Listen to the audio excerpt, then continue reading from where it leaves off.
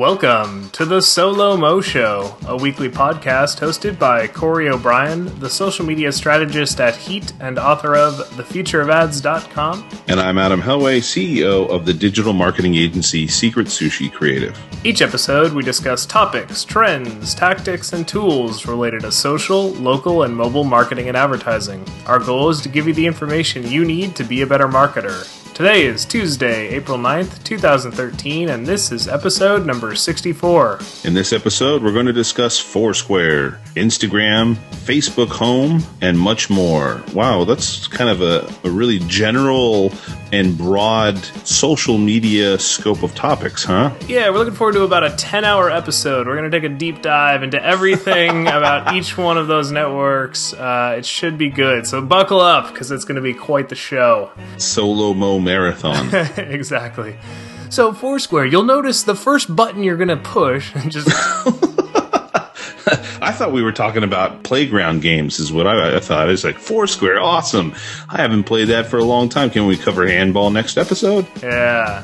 So, speaking of Foursquare, I mean, you were, this is kind of related to it, you were in Portland, Oregon for the first time over the last few days, correct? Yes, this is correct. I actually just got back today, a couple hours ago, in fact. So I need a vacation from my vacation at this point. I'm a little tired, but it was a fun trip and augmented. This is, I think, the second trip that I've planned almost exclusively using Foursquare. And so I figured I'd do a little recap of it because, you know, part of the reason that I do that is I am still a huge fan of Foursquare and think that Foursquare, you know, having a lot of my data, combining that with the Explore feature, combining that with tips, it's basically, for me, the ultimate trip planning tool. So you used it before going on your trip even, huh? Exactly. So I use it for trip planning. I use it for, you know, if I'm out and about and need a spur-of-the-moment idea. I use it for trip documentation. So for me, you know, I'm running around doing a lot of things. It's hard to remember, oh, what was the name of that restaurant or what was the name of that dish that I tried. So Foursquare is essentially my entire trip planning process from beginning to end. And what's interesting about it, so when I'm planning a trip, I usually, you know, okay, Portland's coming up, and so for a couple months leading up to it, I just sort of keep the net open for anything Portland related. If I see a, you know, top 10 things to do in Portland post, I'll save that, or I'll do a little research of, you know, what are the great coffee shops in Portland to check out, or what are some breweries to check out? And then what I'll do is gather up all those links and actually put that into Foursquare as a Foursquare list. And what's really neat about that is you can not only add a specific spot, so you've now got kind of your to-do list or, you know, your itinerary, and I usually fill it up. So there's going to be way more than I could possibly do in one trip, but it at least gives me options. But you can then go one level deeper and actually add specific tips. So a lot of times, you know, you'll see, okay, check this restaurant out. They've got a great, you know, they make their own bacon. And so you'll go through Foursquare, and a lot of times that is actually a tip that someone else has added of like, you know, make sure to check out the bacon, it's to die for. So you can then add that location, but you can also add that specific tip. So that way when you get there and you're like, what was I supposed to try here again? And it, you know, you check in and it's like, oh, you saved this tip to try the bacon. And it's a nice little reminder, and you're like, all right, well, I should definitely do that. And so then you check in, and, you know, a lot of times you can leave a comment. And so when I check in, I'll say, oh, excited to try the bacon here. And then when I can go back after the fact, I can be like, oh, you know, what was that restaurant that we tried the bacon at? Oh, it was this one. And so it really serves as, you know, a number of different features, all of which kind of work really well together. And, you know, like I said, I've got a bunch of things loaded in there. And then it's also, you know, let's say we're out and about, and this actually happened to me once where we went to a place and it turned out it was closed on Mondays. And we're sort of, you know, we had made a journey out there and we're like, well, what do we do now? So I pull up Foursquare and just hit the Explore feature, and it made recommendations for spots in the area. And that actually ended up taking us to another spot that, you know, was great and was perfect. It was a barbecue joint, which is something that I've gone to a lot in the past. So, you know, Foursquare can look at that data and say, oh, well, Corey likes to go to barbecue joints, and here's one that's kind of highly rated within our system. We'll make that recommendation. So, you know, ton of value out of it. It's a great tool. You know, I think that it's interesting seeing how these tips are really starting to evolve, and, you know, people can like tips, and generally the most like tips are actually, you know, really good advice to follow. So I think I was yet again impressed by how Foursquare handles travel, and, you know, becoming a tool that you can really use to augment your trip and make sure that you're doing things you want to do and always have, a bunch of great ideas for places to go next. That whole idea kind of follows suit with, I think it might have been a tweet or maybe even the title of a post, something I know that I didn't really dive into and read if it was some long form post or something like that. But I got the gist that they were essentially saying that Foursquare essentially is kind of, it's the check-in is fading, and for them, they're looking more and more like Yelp every single day. And, same thing with any other, hyper-local place. What about Google Local, right? It's Yelp just happened to be first to market. I think there's some unique elements. Yelp did also add check-ins to their service in an effort to make it a little bit more like Foursquare as well. So I still enjoy Foursquare. I like checking in and I like using it. I haven't had the opportunity to use it, when I did go to the Middle East, I tried to use it there and realized that there were very few places that actually had data around them. And so that made the experience very different. And so I ended up actually trying to, apply it to places that I went. And a lot of the times, because the way that the addresses are not the same. They may not have exact addresses. They may say, we're in this section of town off, next to this landmark or something like that, in comparison to obviously going over to Portland, Oregon. But at any rate, it's got its uses, I think, even more now than it ever did in the past. And I would dare say that the hardest part really is just getting for Foursquare to get them to be top of mind when somebody's out there planning a trip or somebody's out there and about and looking for something, to remember that Foursquare is one of those great tools that they could use for it. Would you agree? Yeah. And I think, yes, the check-in is less important, but it's still a great way to customize it for your own personal experience. They're even taking the order of check-ins into account. So if you check into one place and then go back into the Explore feature, it'll say, oh, these are the 3 places that people check into next after they go to the place that you're at. And it's kind of an interesting way of just saying, okay, well, it seems like locals, when they go to this spot for brunch, they then go and have a coffee at this place over here. And you can kind of see that flow of the city.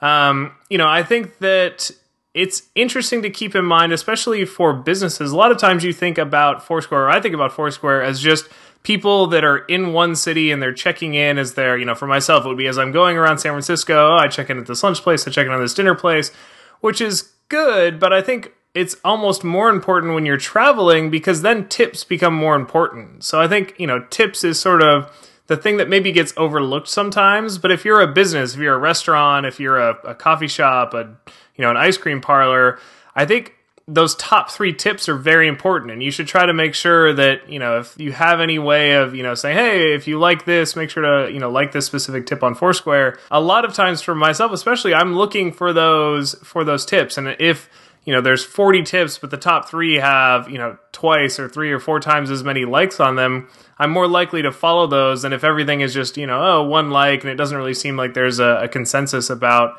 what's the one thing you should do while you're checking this place out. So I think tips are especially relevant and important to the Foursquare user experience, so sometimes they get overlooked. So maybe worth reviewing the tips that are on your establishment and checking those out and just seeing what's there and what's been liked and what Foursquare is likely to recommend to somebody when they check into your place.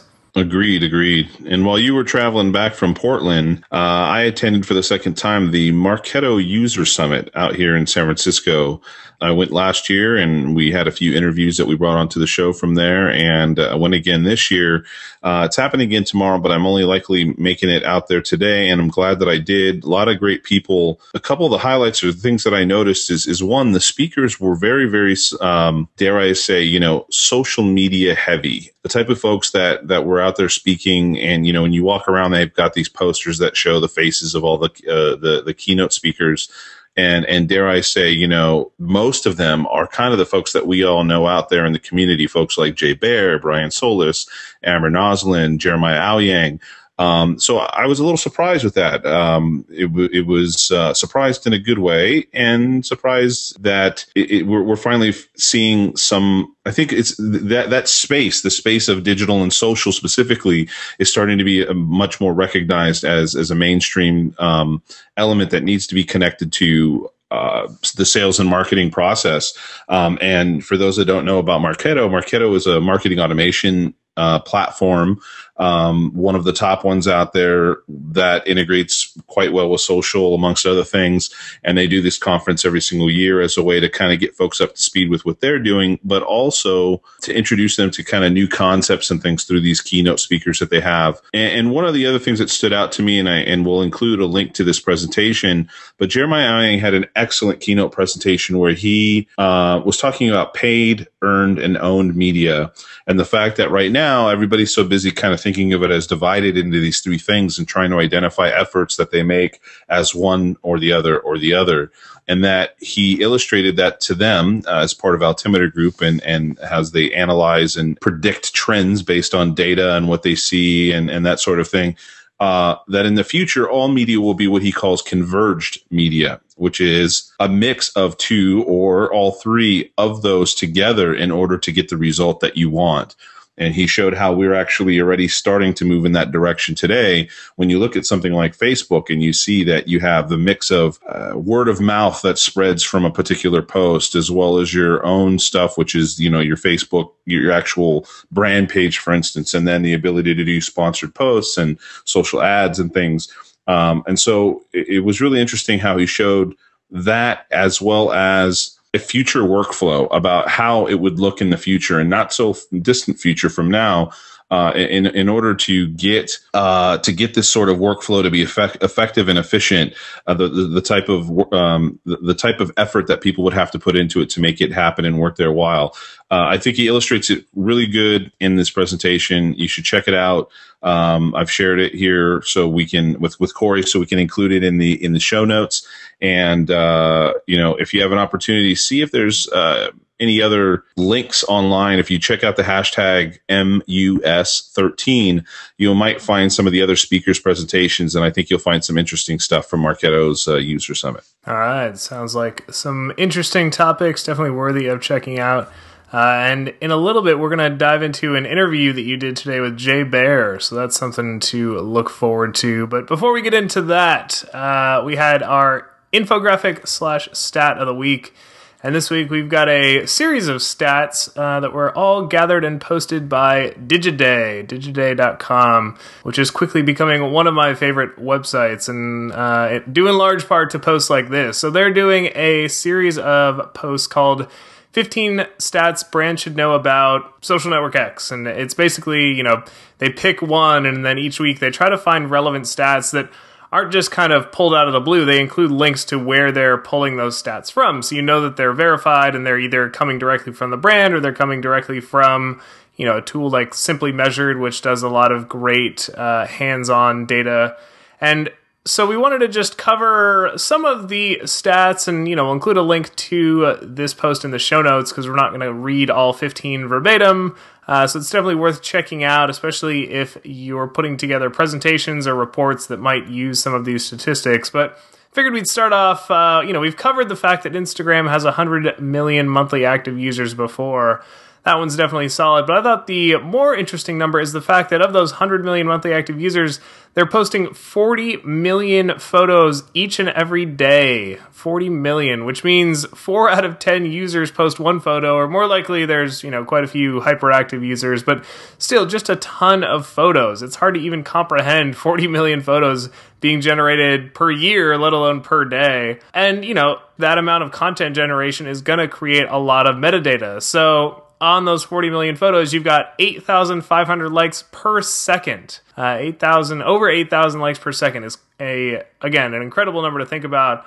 And the like is it's a pretty light form of engagement, but that's not to say that users aren't more engaged, because 1,000 comments are also posted per second, which is, again, just incredible to think about. A ton of data, a ton of metadata, a ton of interaction. So certainly a active and vibrant community over on Instagram. What about you, Adam? Any of these stats stand out as either being new or interesting or, potentially somewhat surprising?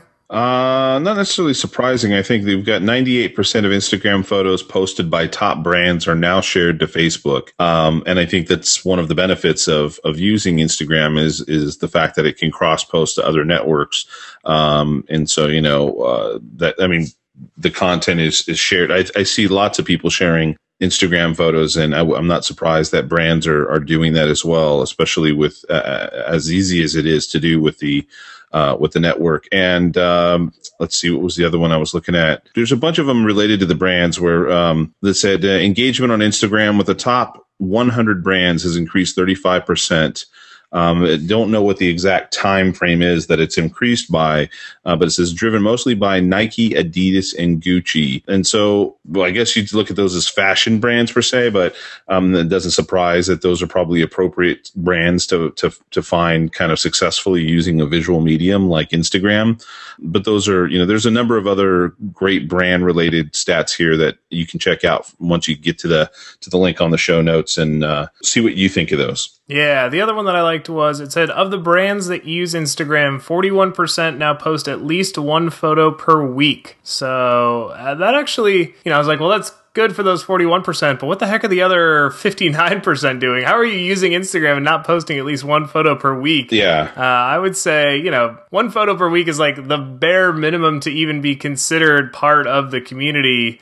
In an ideal world, you should strive for 3 photos at week minimum. I would say, one a day is even potentially possible because, agreed. You look at the way the users use it. It's not like, oh, I post my 1 photo per week and then I'll see you next week. It's like, oh, here's, something I saw, something I ate, something I'm wearing. You're just posting a lot of photos and sharing, and each one doesn't have to be this amazing work of art. It's more the overall cumulative effect of photos. So I think, brands need to, and it is good to see that 41% are posting at least 1 per week, but they need to speed up the pace of content creation. Especially, if you're a smaller brand, this is a lot easier.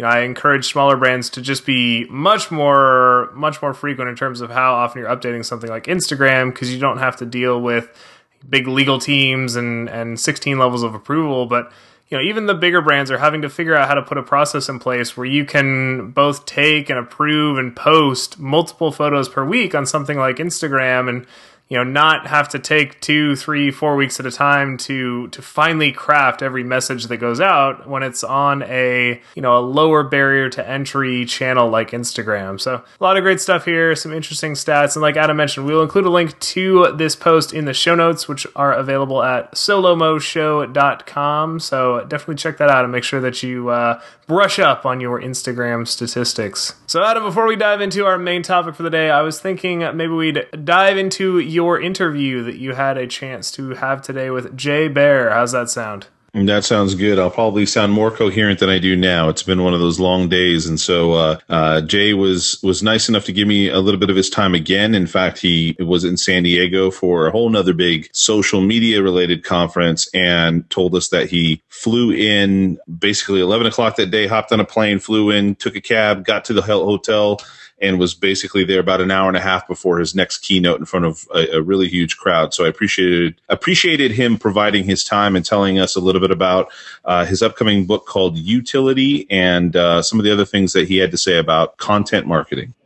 So I'm over here talking with Jay Baer from Convince and Convert. How you doing today, Jay? I am fantastic, thank you. You can even say that after flying from San Diego just within hours of now, popping on over here. You're going to be refreshed and ready to go for the Marketo. Have microphone, will rock it. Awesome. Well, I wanted to catch you. I actually caught you here when you were at the Marketo User Summit, which is where we're at right now, last year. Yeah. And that was with the 7 myths of social media B2B. Yeah. Okay, and that was awesome. Thank you. And we talked about that actually, but this time you're going to be talking a little bit about something that's along the lines of the theme of your book, which is the utility. I love the term that you use. Thanks. I kind of wish I coined it, but I didn't. And you spell it Y-O-U-tility. Y-O-utility, that's right. And you're talking a bit about some of the things that they're talking here at the conference really related to content marketing, right? Yeah. Can you tell us a little bit about the premise of the book? And you why bet. Marketo actually does a nice job of it. They sort of epitomize what we're talking about in the book. The subtitle is Utility, Why Smart Marketing is About Help, Not Hype.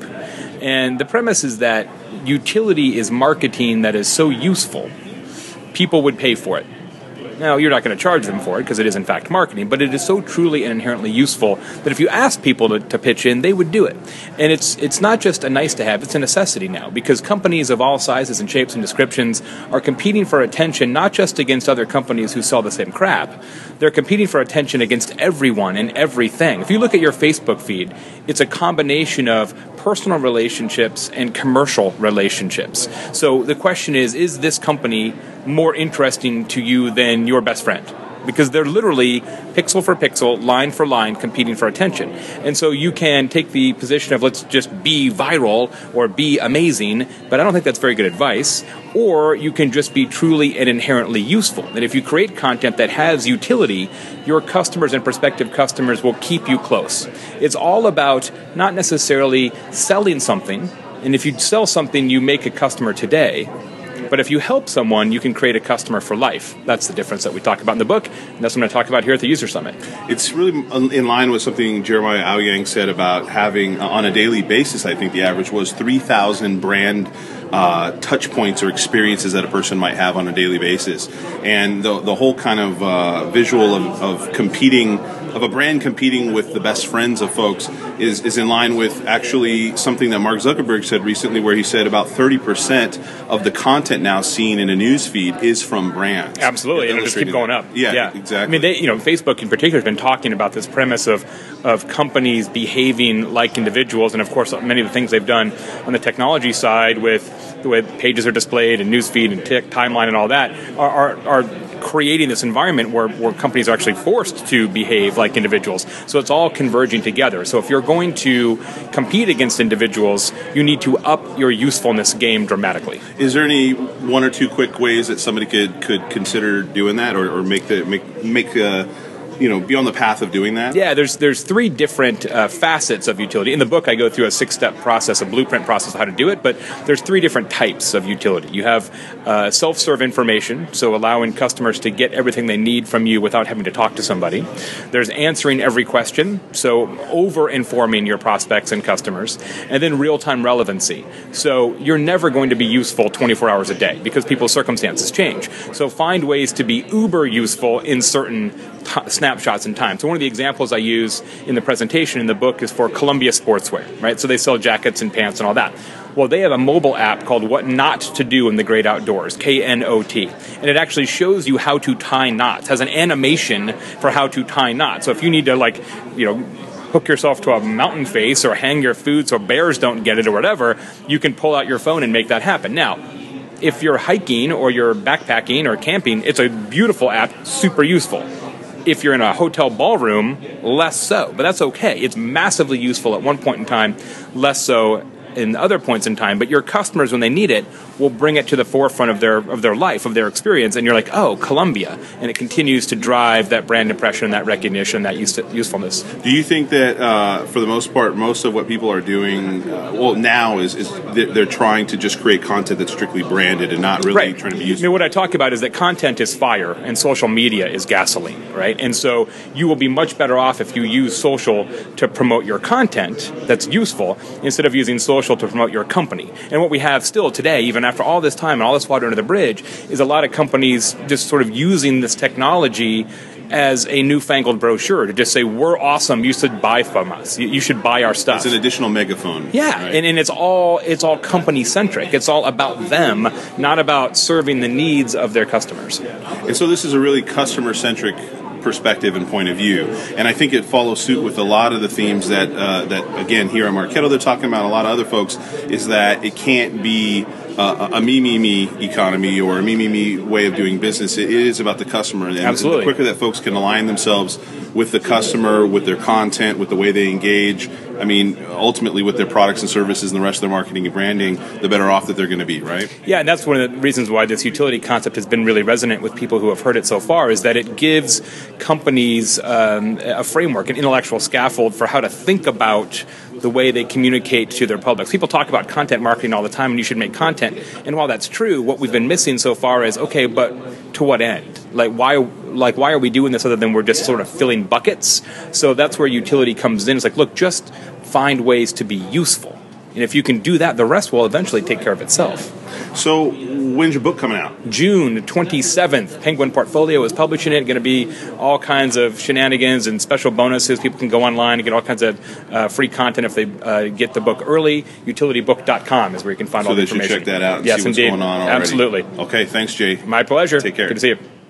All right, so a lot of interesting stuff there, a lot of good little insights, little tidbits, little nuggets. And with that, let's take a dive into today's main topic, which is an interesting new addition. Facebook developed a phone. Not quite. The rumors had it, Facebook's working on their own phone. They're going to do hardware, they're going to do software, they're going to take on Android, they're going to take on iOS. And what they came out with is called Facebook Home, and it is not quite as ambitious as an entire phone or an entire operating system, but that doesn't mean that it isn't going to be successful or that it isn't, a potential disruptor in the mobile space. So thought we'd do a quick overview of Facebook Home, maybe talk about some initial impressions, and also just, look forward to what some of the potential marketing and advertising opportunities are, since that's especially what our audience is interested in. So how's that sound, Adam? Let's do it. All right. So Facebook Home is exclusive to Android right now because it's doing some really interesting things. It's literally, I think they call it a home screen. It's very similar to, so for instance, you and I both are big iOS fans. I myself have a Nexus 7, which is an Android-based tablet, and it has the most recent version, the most recent flavor of the Android operating system called Jelly Bean. I think that's what it is, the latest. And I have something on there called Chameleon, which is essentially a launcher that takes over my home screen and acts as kind of this layer that does my application launching and what I want on my dashboard of my phone or my tablet in this case, and so on. And so Android allows that sort of dynamic where something can kind of become the layer that you interface with across most or all of the initial interaction of the device. And that's what Facebook seems to be trying to do with this approach here. The general concept, they've got a new thing called the cover feed, and this is a very obvious play on newsfeed. And so essentially what it does is turns your lock screen and your initial experience with turning your phone on into a feed of the latest updates from your Facebook friends. So you turn your phone on or you look at your phone,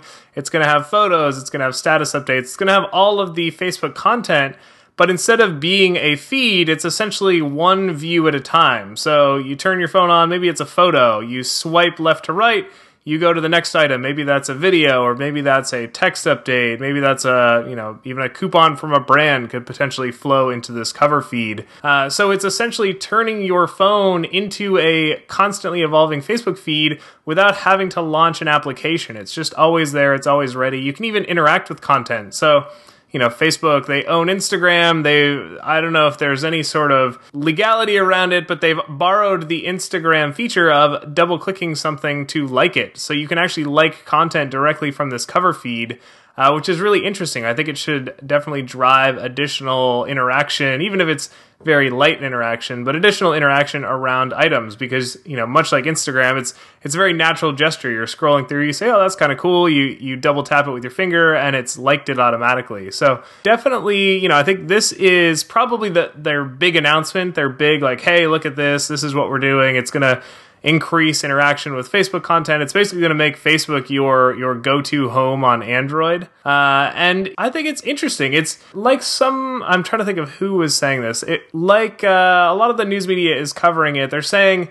this isn't the replacement for people that love every part of Android. This isn't the power user Android replacement.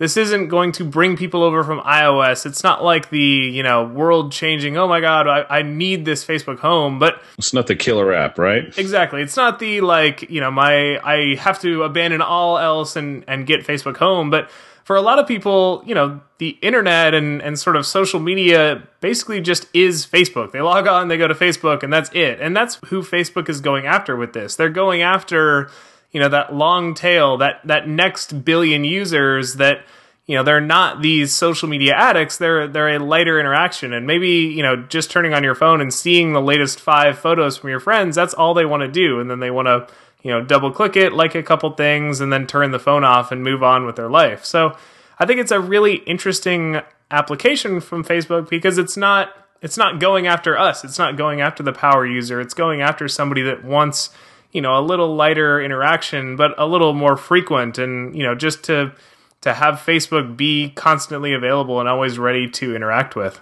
Yeah, I mean, I do think that there's a strong potential, for the younger crowd, especially, just like you said, the folks that are using Facebook a lot in these lighter fashions, meaning messaging. They just want to kind of see what's going on with photos and video, the things that are being shared on people's status updates throughout the day. I think this could become really, really popular for that crowd. And although they're not really calling it, and they've been talking about this for a year, this Facebook phone, well, it's not really a phone, like you said. It's not that they didn't develop what they would say is an operating system or what they would say would be also the hardware, the device itself. But essentially, they built what kind of is almost like an operating system, because on top of it, it plugs into everything, your contacts in a way. It knows who you're talking to, and most of the most important people for that sort of middle ground user, not the early adopter and not the folks that are just could care less about Facebook, but that middle ground big group of folks. Most of the people they care about are on Facebook, and they're connected with them there. The thing that I was interested to find out is how much access did they kind of just in a way block out all other applications? And by the looks of it, it looks like they didn't. They actually kind of let applications, I believe these are applications that are installed on the phone underneath, regardless of Facebook being on top of it, versus strictly being, say, installed via Facebook. But they allow you to access applications through Facebook, which would be the only reason I would see somebody might potentially turn this layer off of their phone, is to actually close it so they could go to Twitter or they could go to something like Spotify or something. But when you look at this, you can see that they've got all these things available in addition to the other apps that they have available. I mean, they're highlighting Instagram, they're highlighting Facebook Messenger. Those are the younger crowd, the crowd that wants to shoot photos and show those off, that are liking and commenting on the photos based off of the information that we previously shared at this episode.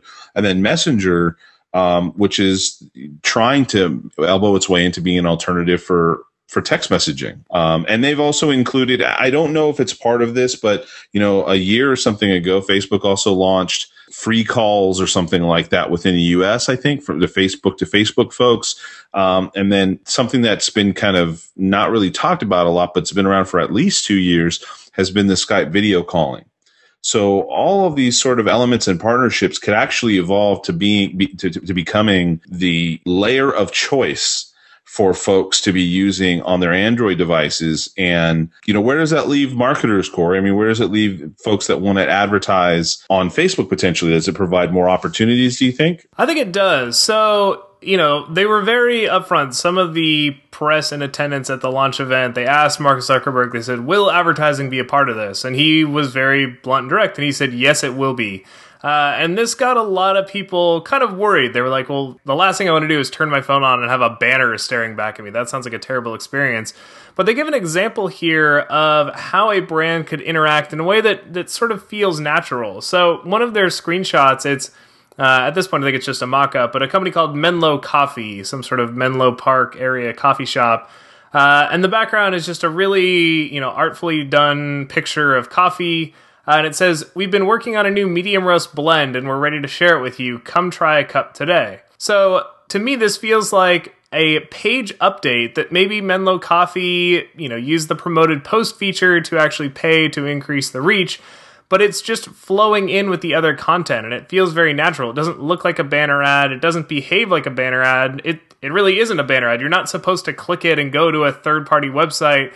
You sort of see that and you register, oh, this coffee shop that I've liked on Facebook previously just announced a new product. I should swing by and give it a try, or recommend it to a friend who was looking for a new place to try out. So I think that for brands that are already kind of trying to figure out this content creation and promotion and how do I interact with the ongoing conversation and not try to interrupt it, but just become a part of it. And and behave in the way that users are behaving amongst themselves, I think this is going to be, a huge opportunity. You're sort of becoming part of that flow, and somebody looks at their phone and they're scrolling through, oh, there's a photo from my friend and there's a cool update, and the coffee shop down the street's got a new coffee, and my friend just posted a new Instagram photo. It's not jarring, it's not disruptive, it's just adding to someone's general knowledge about the world around them. So, I think it's going to be challenging for a lot of brands, because a lot of brands are just going to want to scream and put bright imagery and say, oh, click me, pay attention to me. But for the brands that are smart about it, I think, subtly interacting and providing ongoing value on a day-to-day basis, this is going to be potentially huge, because you're not asking somebody to launch the app and maybe your stuff filters in, maybe it doesn't. It's just saying, oh, occasionally they're going to see your messaging, your content on the home screen of their phone. So potentially a lot of opportunity, though we'll still have to see. I think there's going to be some pushback from users initially, especially when brands kind of overstep their boundaries and maybe get a little too aggressive on the messaging, and people are like, whoa, I don't want this on my home screen. But there's the potential for a nice balance to be found, and really for brands to see some great opportunities for interacting with people on an ongoing basis. That example, and this example is probably with this coffee shop is likely an organic, right? It's just to show you that what a brand's post may look like in there. But like you said, there's no reason why a sponsored post couldn't show up in there as well, or any of the other sort of advertising, offers could potentially show up, and those sorts of things. Similar to what Jay Baer said in the interview, where he's actually talking about Facebook, for instance, and his whole kind of philosophy of utility is about trying to add value and provide just exactly what you said, Corey, add value, and do what you can to help somebody be better, faster, stronger, whatever it is at what they're doing, versus be screaming me, me, me the entire time. And those folks are going to get, just as they should be doing right now on Facebook, get more engagement, have their content be seen more, have their content also potentially be spread around more, and be more, dare I say, viral. But the other thing that I find really interesting here is that it's in a way showing you content that you kind of have interacted with previously on a sort of feed look and feel, the format of kind of this feed where an image is kind of accompanied on the side by a piece of text or a caption, and they're showing it to you as this really big image across the entire screen, and then kind of dimming it back and then putting the captions and stuff like that on top of it. And it's almost in a way showing what Facebook really could end up looking like if they were to really overhaul things in a big way. And I know the new news feed that has not yet been released to me yet, and so I haven't been able to play around with it. And I don't think, do you have it yet, Corey? No, still don't have it. Boo! And I know, so I know based on what I've seen of it, it's much more visual, but not to the point where you literally have the entire image taking over the screen. And it's likely because of it being obviously on a much smaller format on a mobile device. So it's interesting because it takes peeks into, almost in a way, what could be the future Facebook as it continues to evolve, and kind of making things much more visually polished and so on. So I don't know. I think there's some pretty interesting opportunities here. I think you've already kind of voiced that. It's only going to be available, I think, to certain models, probably using the most recent version of Android. Is that correct? Yeah. So what's interesting is they're actually, they didn't do a phone, but they did do a phone. So they worked with HTC. They're going to roll out a phone called the First, which is a terrible name for the first phone that's going to get Facebook Home as a pre-built option. So the HTC First is going to ship with Facebook Home already installed. But then, their initial rollout is the HTC One X, the HTC One X Plus, the Samsung Galaxy S3, and the Samsung Galaxy Note 2, which is that giant phone. So those are the four they're going to roll out initially, but their promise and their sort of goal is to roll it out on essentially as many Android phones as they possibly can. So I'd imagine high up on the list of to-dos for them is to just crank this thing out, make sure it's applicable for all Android phones, because again, it's not something that has to be installed by the phone manufacturer. You're actually going to be able to download the application, install it on your own copy of Android, and turn your own phone into a Facebook Home phone. Which is actually probably one of the smartest things that anybody could do, right? If they were to make it baked into an operating system, then they'd have to deal with partnering with carriers. In this instance, it's, hey, I want to install, and it runs on this and this and this version of the Android operating system. Let's just install it, and the person downloads it and makes it happen, right? Yeah, that's sort of their Trojan horse. They're saying, oh, you don't have to give up the Android that you've got. You don't have to get a new phone. You just sort of revamp your phone. And I think, for a lot of users, that's potentially, a really cool feature, that it's like, oh, I had this phone. It was cool. I liked it, but I was getting a little bored with it. And oh, now I installed this Facebook Home, and suddenly it's a brand new phone. It's got new features. It's doing cool new things. It's got this chat heads thing that Facebook's launching, which kind of takes over and combines instant messaging with Facebook messaging with SMS. It's got this new app launcher that puts Instagram front and center. And oh, I love Instagram, which, by the way, now that Instagram is owned by Facebook, helps them out as well. But oh, look, Instagram's front and center. Oh, my phone is cool and different and new. So I would say mainstream adoption on this potentially has the chance to be huge. We're looking at, they're not shooting for thousands of users here. They're looking for hundreds of millions of users of this application. And so, they're starting with the bigger phones, but their goal is certainly every Android phone, every platform, even every country. They want to take this thing and get it into as many people's hands as possible. So definitely something to pay attention to, especially if it starts to change the way that people interact with Facebook. If you're putting a lot of effort towards your Facebook marketing,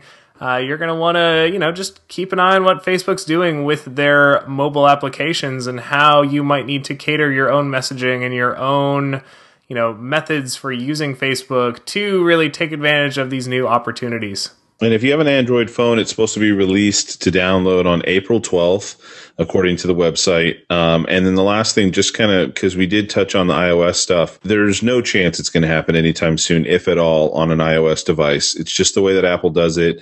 It will have to be from a completely different angle if that's the case.